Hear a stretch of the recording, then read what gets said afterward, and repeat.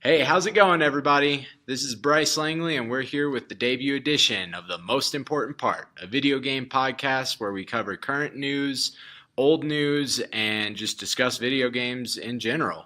I'm here with my co-host, Jorden Manuel, What's up? and Kodiak Adams. How you doing, guys? Today we're just here hanging out on CMU campus, the greatest school on earth, as one person has said. I've said that. So coming up here soon, we have Blizzcon, which I'm stoked for. I'm really excited to see how it goes. Jorden, do you have any feelings on Blizzcon? I know about BlizzCon, but not too much about it. I just play Overwatch, so maybe you guys can give me some insight about BlizzCon and like what's the rundown of it? Well, I feel like the games Blizzard makes, you got World of Warcraft, Overwatch, Heroes of the Storm, everybody's favorite game.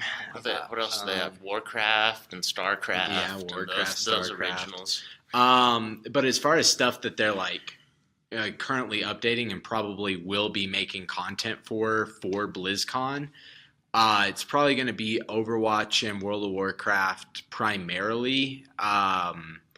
Very well could be some new stuff because they're now Blizzard Activision, so there very well could be some stuff in there. Did they partner with Activision? Yeah.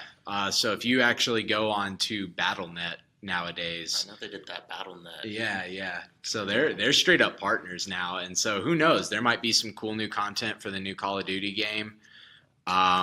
I can't necessarily be sure on what all they're going to drop. Is there anything that you're specifically looking forward to, Kodiak? No, I mean, someone who's played World of Warcraft since vanilla, like back in 2007 or 6 or 8, I don't know when it came out, around those years, but I was mad young, and I've kept up with pretty much everything, but as I'm in college now, I have less and less time to play those expansions. So for me, it'll be getting back into World of Warcraft and kind of getting into that community again. It's a real friendly community, and I've always had a lot of fun playing that game. So I'm sure there'll be tons of fans at BlizzCon, and hopefully they enjoy themselves a lot.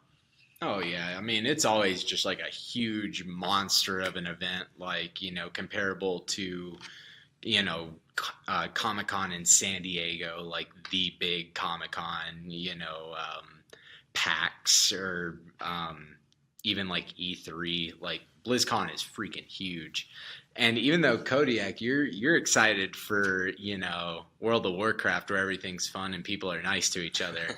On the other side of the planet, I'm sitting here waiting to get my daily dose of salt, dude. I'm just ready to get sad and have more ways to get sad by playing Overwatch. Yeah, how about that? Is that a toxic community? Dude, it's the worst, man. So last night it was the end of the season, right? And there was like 10 minutes left in the season, and I'm like, oh yeah, I'm going to try and sneak in a game, try and get my SR up just a little bit.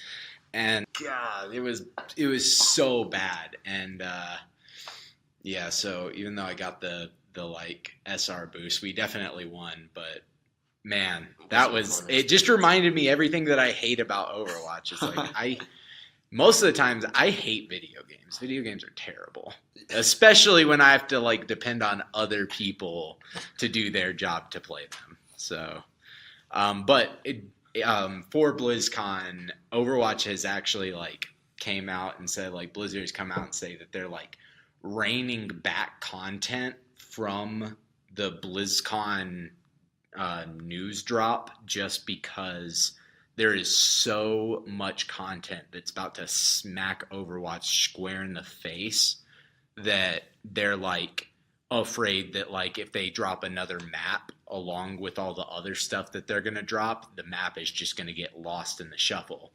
So it's going to be cool. I'm excited to see what they come up with. But yeah, how much do you play Overwatch there, Jorden? I actually play a lot. I don't play as much anymore just because of time stuff. But I know last year when they had BlizzCon, they released a new map and a bunch of new skins, and I was grinding for that.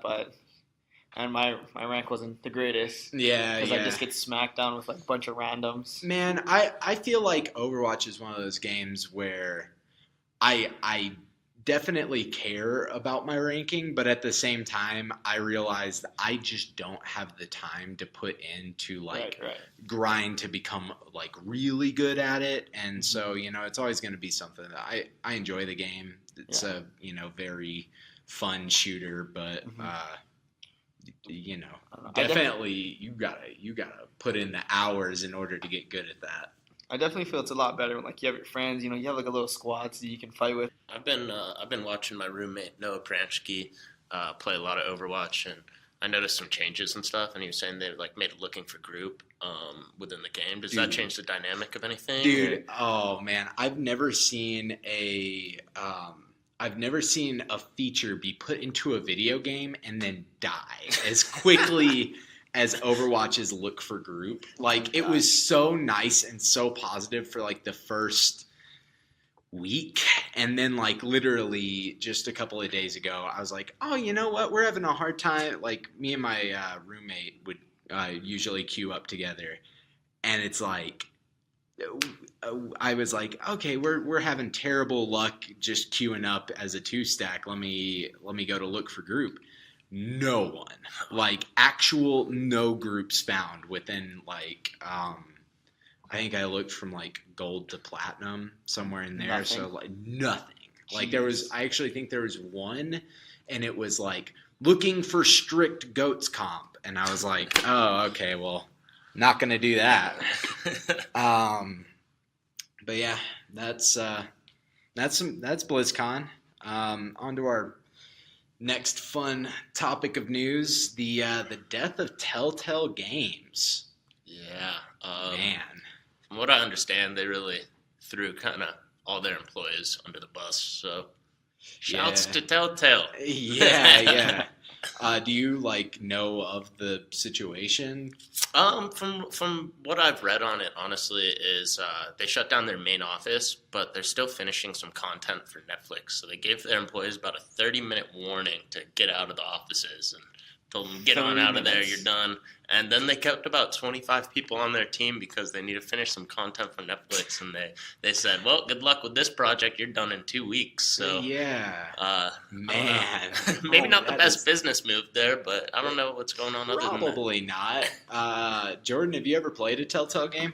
I think I played like one, but that was like the Minecraft one. I think that's a TellTale one. No, dude, you played TellTale Minecraft? Dude, it was like a story mode. Oh, man. It was real weird, and I was like, I'm over this. Yeah. I've never really played them, but I've definitely watched like some people play like the Walking Dead ones. Mm-hmm. Those ones seem pretty interesting. I wanted to try the Borderlands one, but I wasn't too sure. I didn't want to drop money. Borderlands as well? Yeah, there was one Borderlands one. Yeah. They made had a bad one. they had so Tales from Borderlands. I think That's they right. made like.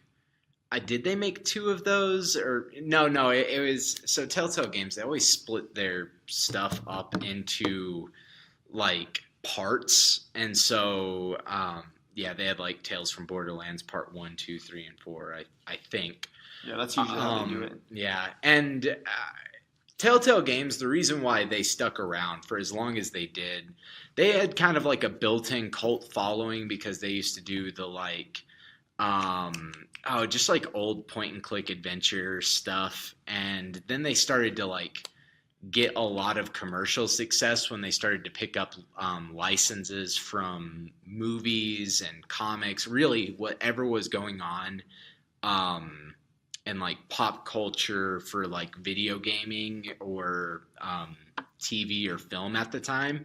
They would just hop on it and like kind of create these like little story little narratives about them, and the first one that like blew up was the Walking Dead one, which honestly, man, I actually played through that thing like the full first season of the Walking Dead from TellTale Games.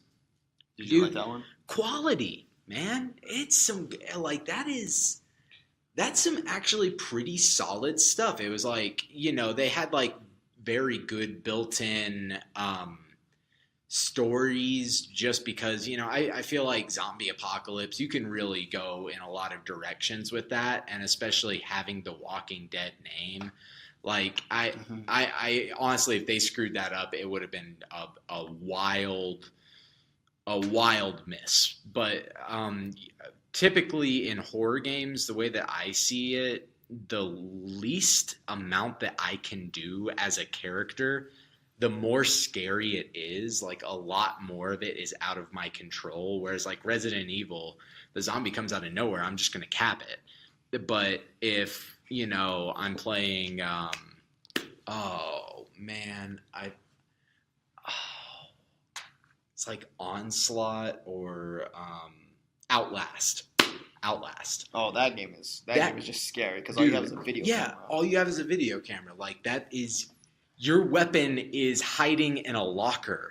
Like, that is your weapon. And so it's like,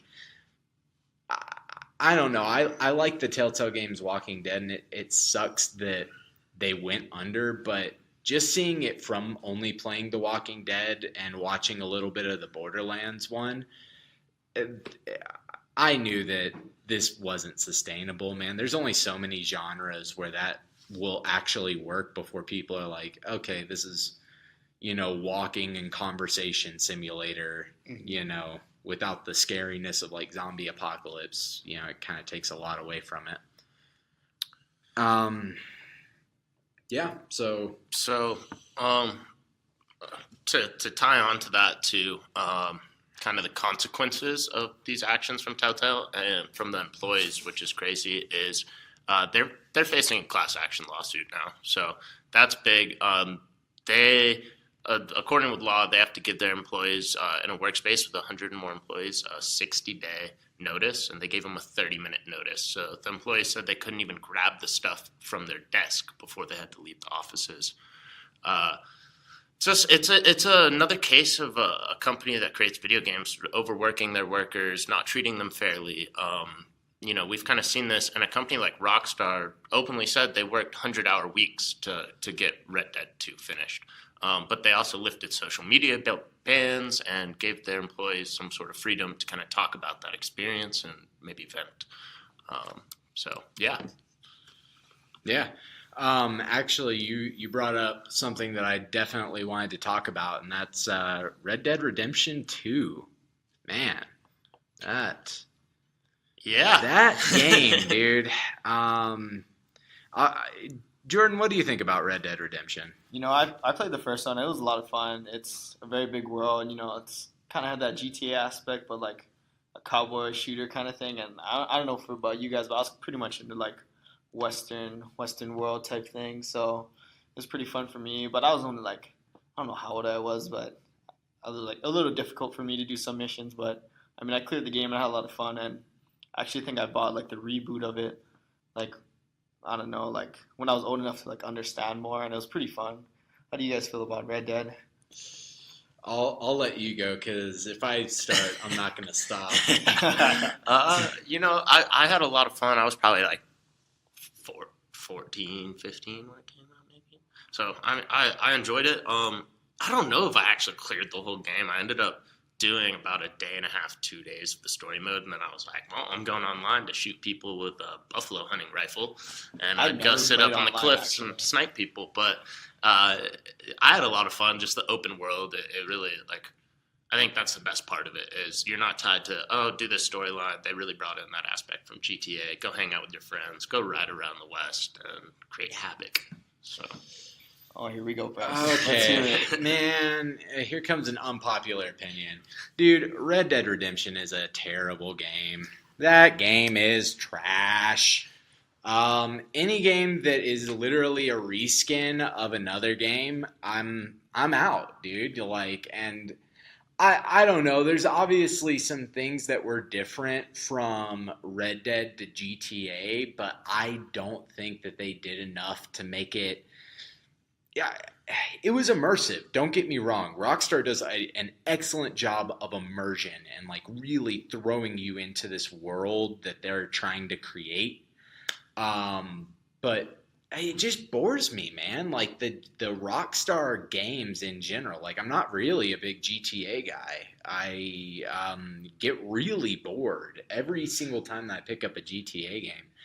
And I like specifically this last when GTA 5 came out, I was like, oh yeah, like GTA 5, it's going to be huge open world. You know, I've seen my buddies play it a couple of times. And so it was maybe like a month after launch, and I ended up picking it up. And I swear I've played like, I don't know, 4 hours after the first week of it, and it's just like collecting dust now. It's like I don't know, man. And I get that same feeling from Red Dead Redemption. It's just like if I pick it up, I know I'm gonna regret it. I know I'm not gonna finish that story mode. It's too boring. Too many busy missions where you're going and having to round up a horse and take it into town for the colonel. It's like, dude, my time is worth so much more than that. Whereas like in like say a game like Mass Effect, dude, from the first go, it is like aliens, man. Oh, Mass You Effect was are a great getting game. aliened right now. Like I don't know, man. I guess that's my biggest thing with Rockstar games. There's a lot of missions and a lot of employee time putting together these just like busy tasks. It's like I'm in 3rd grade, you know. Spell apple for the 20th time this week. It's like I know how to spell apple. Yeah.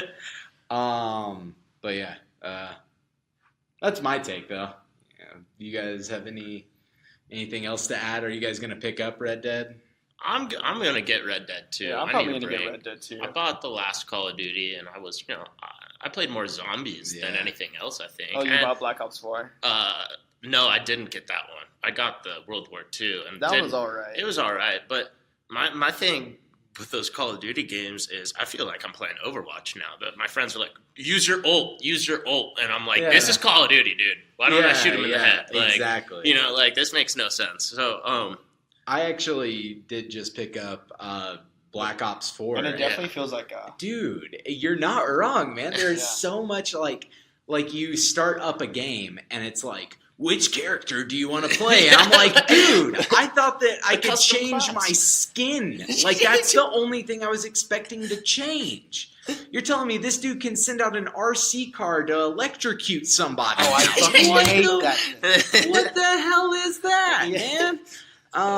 So that, yeah, I completely agree with that. And this is also coming from someone I don't know why I got Call of Duty. My roommate wanted to pick it up. It sounded really fun, but as soon as I started playing it, I realized why I hated it. And it might be the reason why I hate some other games. Like I'm not a big Battlefield guy either. Realistic shooters just bore me, man. Bring back it's the like MW2s where you can quick scope across the map Exactly. and do That crazy is- stuff that- like that. that was the Or- best. Rust. Dude, there's a specific game that it was back on the Xbox Live Arcade on the Xbox 360, and it stood out in my mind as like what I look for in a video game, and it was called Gotham City Imposters. Huh.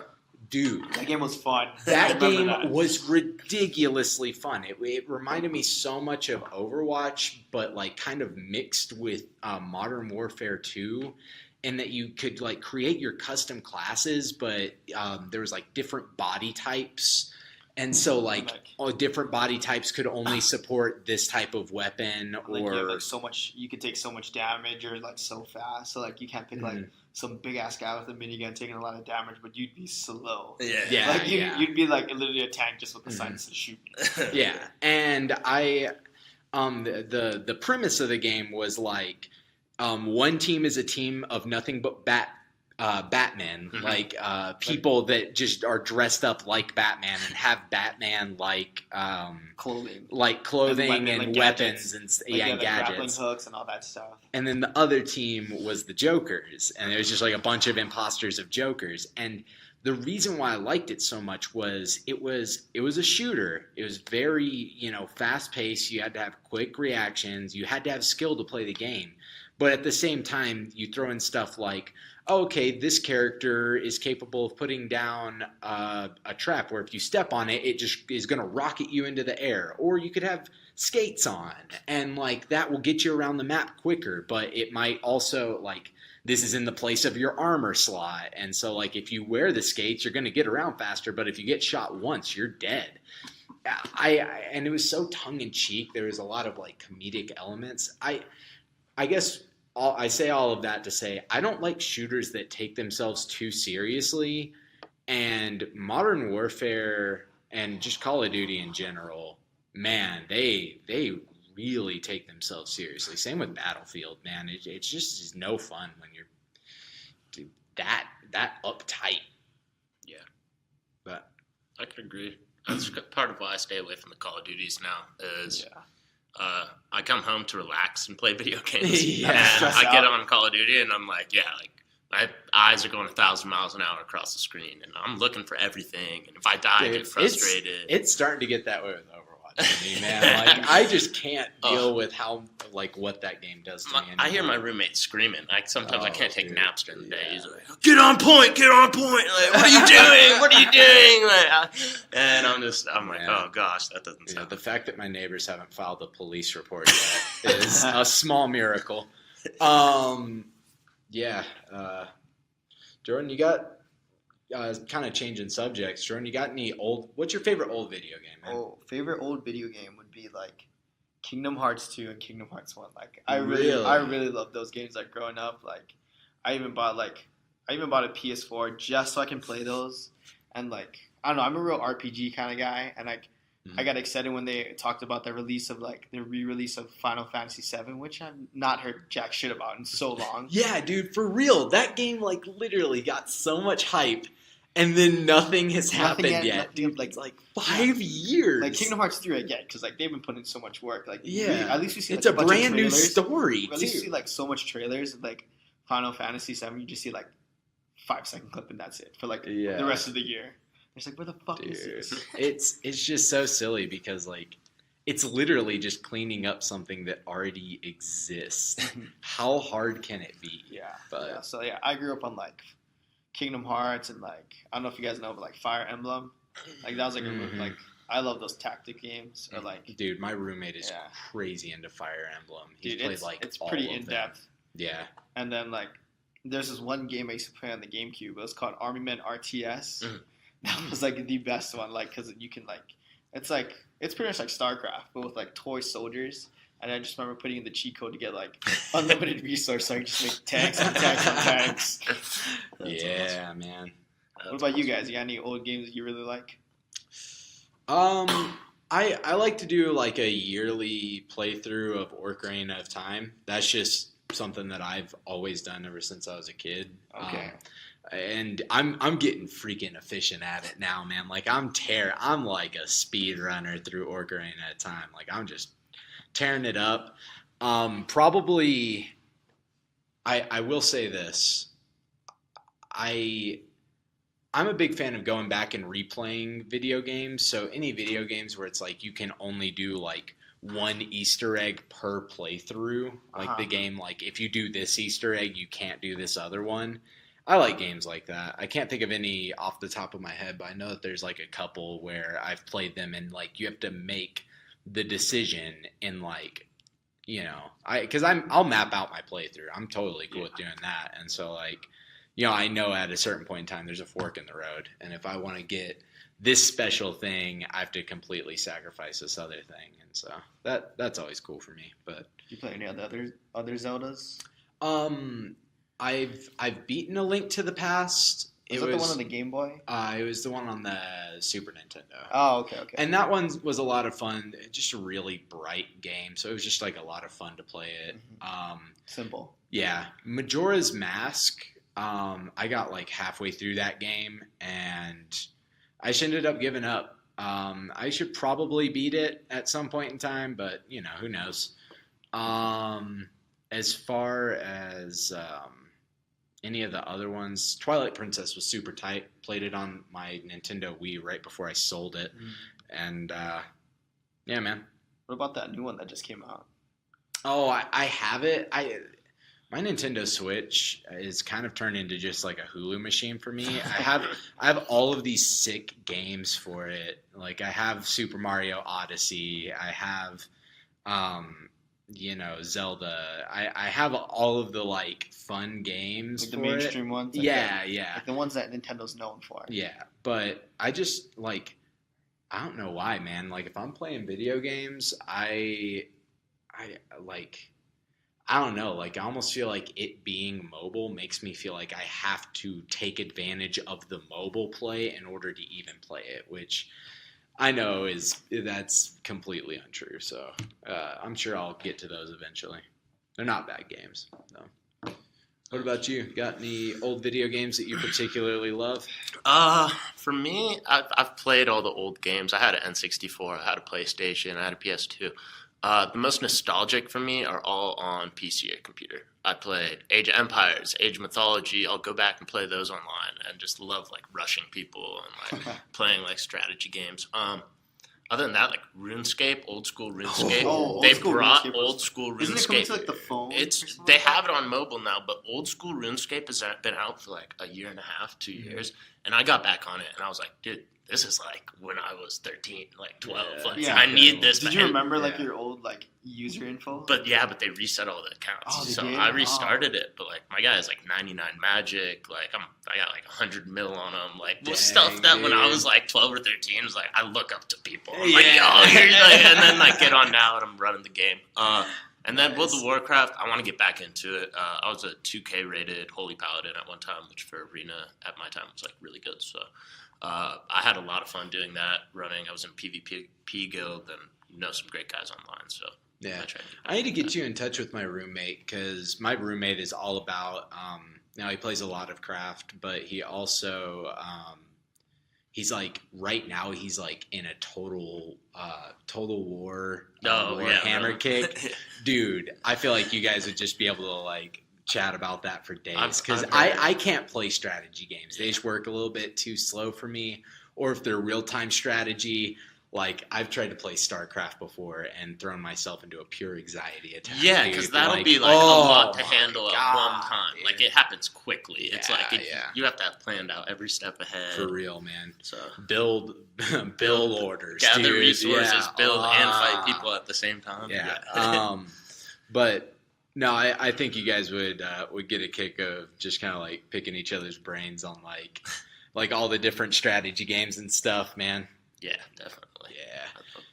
But yeah, man, I think that that's it, guys. Thanks for joining me on the debut edition of The Most Important Part.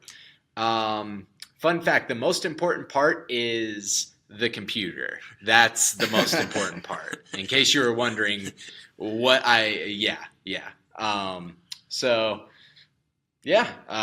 until next time, I'm Bryce Langley. I'm Jorden. I'm Kodiak. And thanks you guys for watching and have a nice night.